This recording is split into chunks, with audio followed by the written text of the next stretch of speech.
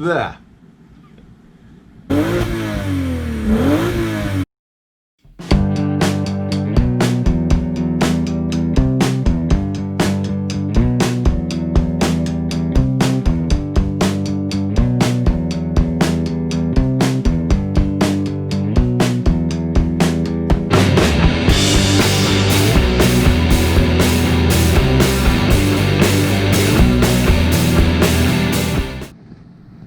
Greetings YouTube, welcome back to the channel. This is Brendan, aka Cliffjumper. We are going to get back into the Corrado project today. It's been sitting for a few weeks with an ailing transmission valve body. As I mentioned in one of the previous videos, we had somebody reach out to us that said they'd like to help us with that. So I'm going to pop the valve body out and send it off for them to rebuild it. And we'll get her back on the road running again. And yes, I do have a 6-speed manual transmission swap that I am preparing to do. So in one hand, it doesn't make a lot of sense to fix the automatic transmission right now. But I'm not there yet. I don't have all the parts ready. I'm still searching for some. And this COVID situation is making some of the parts a little challenging to deal with, such as the custom lengthened axles that I will need.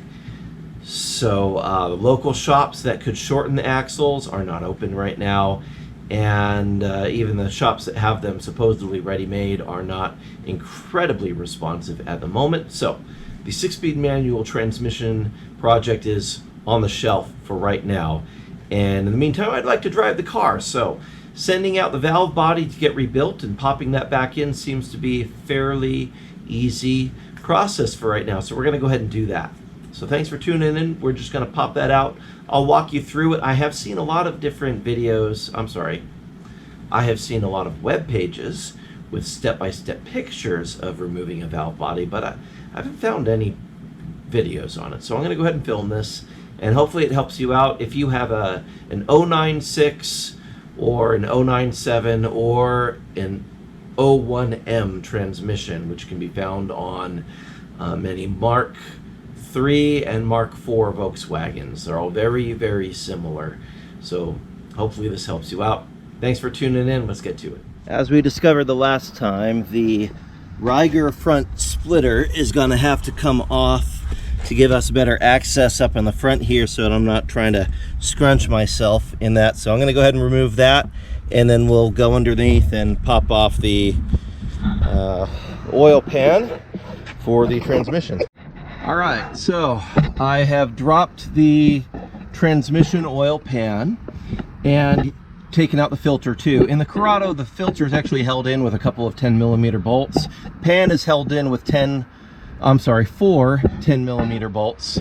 And yeah, here we can see the sides of the valve body, access to whatever ports and stuff. Anyway, these Torx screws, the outer ones are the ones that we remove to get the valve body out. The inner ones hold the center plate in place with all the different stopper bearing balls, so we don't want to remove that. So it's just the outer ones. I believe they are the T30 size.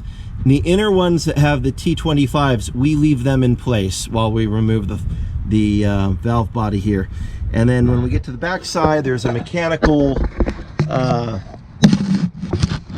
valve that we will disconnect back there, and it should come out. Now while I'm in here, of course, this ribbon cable that goes to all the solenoids, they are notorious for going bad, and mine is indeed throwing one of the classic codes saying that it's not reading the temperature sensor, which is built into this ribbon cable. So I'm going to replace the ribbon cable at the same time that I do the valve body here. Now the one thing that I've not figured out yet how to do with this ribbon cable, and I'm going to pop up top here.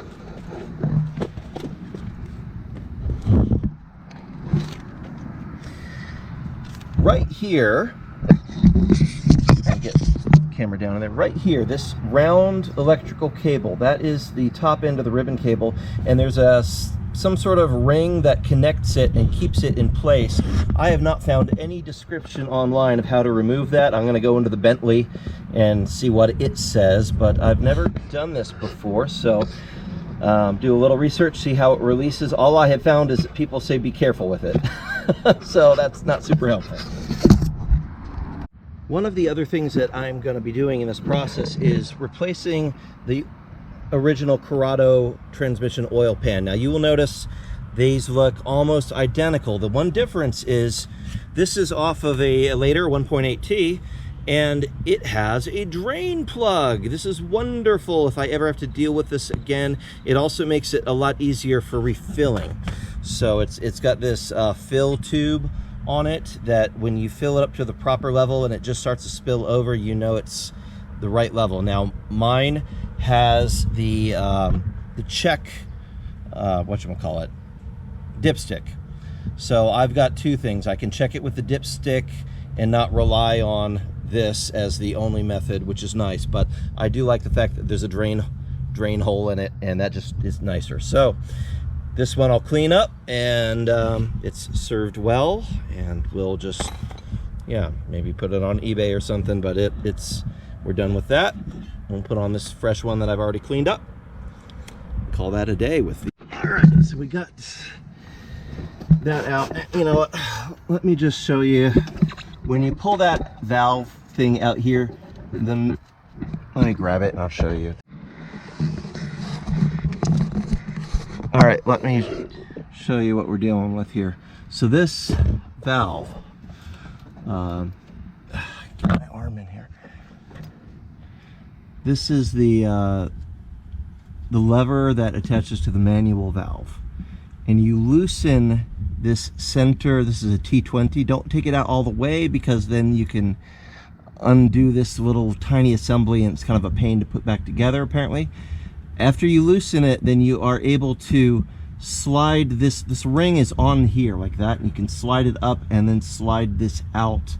And as I remove the rest of the valve body, the actual valve will probably come out. That's normal. And now we're going to get all these outer T30 bolts so that we can free the valve body from its home here. So just starting at the outer ones here.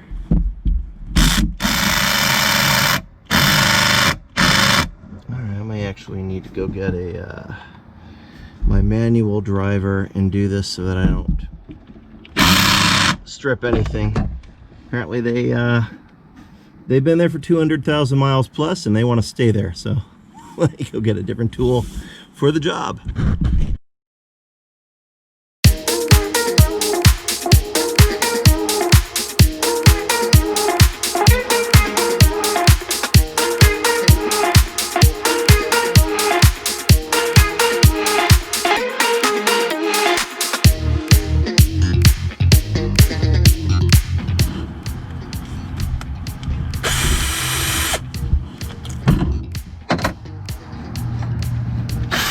Aha!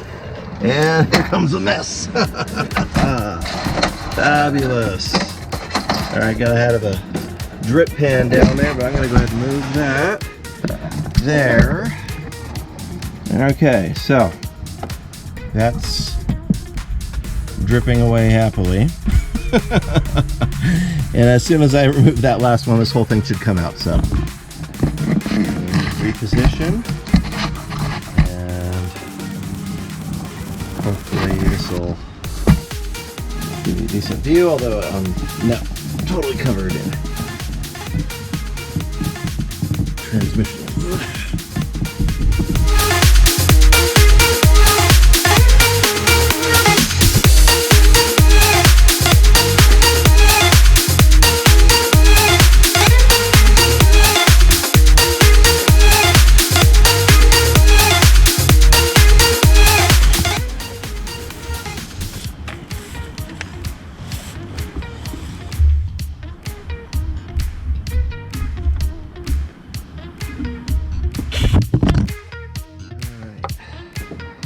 And valve body free. Let's, oh, sorry, the camera fell. All right, so anyway, valve body came loose with that last bolt, and the fill pipe thing didn't come out, so that's good. Apparently that can happen. And I can clean it up and send it off to get rebuilt now. And in the meantime, I'm going to seal this back up so I don't get bugs and stuff, since this is outdoors. Just going to put back the gasket and the pan and seal it up for right now, and then I'll come back and deal with the wiring harness and replace that in our next adventure here. So I'll go ahead and clean this first off some brake cleaner. And this, it's gonna get all washed out and cleaned anyway, but the less fluid is in it and on it when I nail it, better it'll be for that whole experience. So there we go. Plenty of stuff draining out. Leave it here to drain. And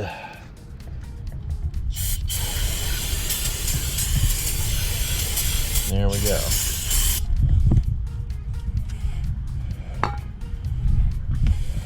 Clean off my tool as well. That's pretty well doused.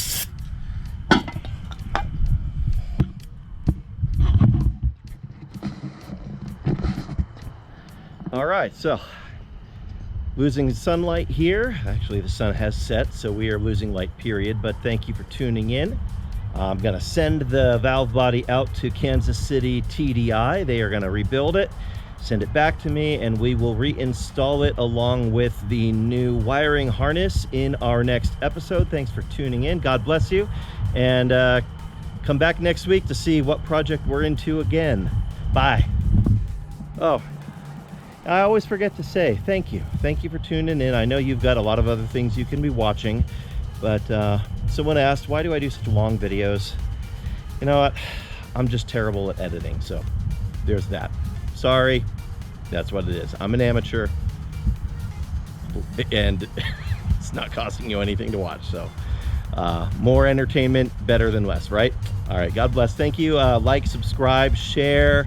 If you feel like supporting my work, like the wonderful folks at Kansas City TDI, reach out to me. You can, of course, support me on Patreon, become a sponsor there, and help it make it possible to do all sorts of cool work on the Corrado and the other projects that we have going here at Cliffjumper Cars. And tune in again soon too, because we're going to start an entirely new series of car stories. Now, you all are probably very familiar with Ed Bolian and the VinWiki car story series. They do a fantastic job with those.